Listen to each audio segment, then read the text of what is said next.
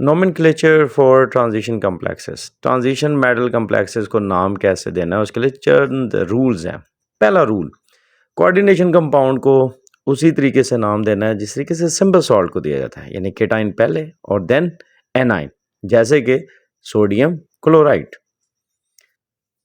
For example हमारे पास ये complex है, इसमें tetrammine that is the coordination sphere positively charged है platinum and then chloride negative. Complex ion को इस तरीके से नाम देना है कि लिगेंड्स को आप पहले नाम देंगे और उसके बाद उसके साथ मिला के मेटल एटम को। जैसे कि यहाँ पे जो लिगेंड्स हैं वो सियानो ग्रुप है और ये 6 हैं तो हेक्सा सियानो फिर 8, तो पहले ligands and then central atom. अगर एक कोऑर्डिनेशन स्फीयर में मुख्तलिफ लिगेंड्स मौजूद हैं तो आपने उनको अल्फ़ाबेटिकली नाम देना है, लेकिन याद रखिए कि प्रीफिक्स को आपने इग्नोर कर देना है। जैसे एक्वा है एंड क्लोरो है तो आपने एक्वा पहले प्लेस किया देन क्लोरो। इसी तरीके से अगर एक ही लिगेंड है लेकिन उनकी तादाद ज़्यादा है कोऑर्डिनेशन स्फीयर में तो आपने उनके लिए प्रीफिक्स यूज़ करना है। जैसे कि एक्वा हमारे पास 5 है, सो हमने इसके लिए यूज़ किया पेंटा एक्वा।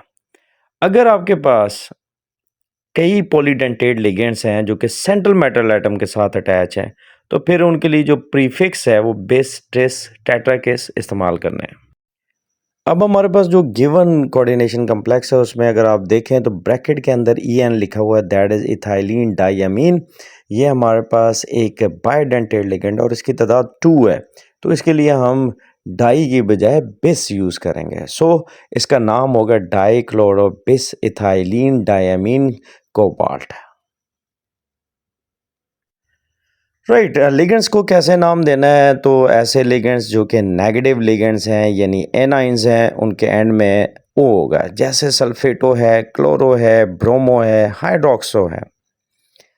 इसी तरीके से अगर न्यूट्रल लिगेंड्स हैं तो उनको स्पेसिफिक नेम दिया जाता है विदाउट एनी चेंज। जैसे फर्स्ट में अमाइन है, वाटर के लिए एक्वा है, CO के लिए कार्बोनाइल है और NO के लिए नाइट्रोसाइल है। तो ये एक स्पेसिफिक नेम लिगेंड्स के लिए प्लेस किया जाता है। कोऑर्डिनेशन स्फीयर जिसके ऊपर नेगेटिव चार्ज होगा तो सेंट्रल मेटल एटम जो है जिसको जब हम नाम देंगे तो उसके एंड में हम 8 का इजाफा करेंगे। जैसे कोबाल्ट है तो कोबाल्ट 8 हो गया, फेरस है तो फिर 8 हो गया। फॉर एग्जांपल हमारे पास ये कोऑर्डिनेशन कम्प्लेक्स मौजूद है तो हमारे पास जो कोऑर्डिनेशन स्फीयर है उस पर -4 चार्ज है। तो सबसे पहले हमने केटाइन को प्लेस किया, that is potassium hexacyanoferrate. Oxidation number जो कोऑर्डिनेशन स्फीयर में सेंट्रल मेटल एटम का है उसको हम पैरेंथेसिस में लिखते हैं और रोमन डिजिट्स में लिखते हैं। जैसे कि कोऑर्डिनेशन स्फीयर में जो आयरन है उसका ऑक्सीडेशन नंबर 3 है तो हमने उसको पैरेंथेसिस में रोमन डिजिट्स में लिखा।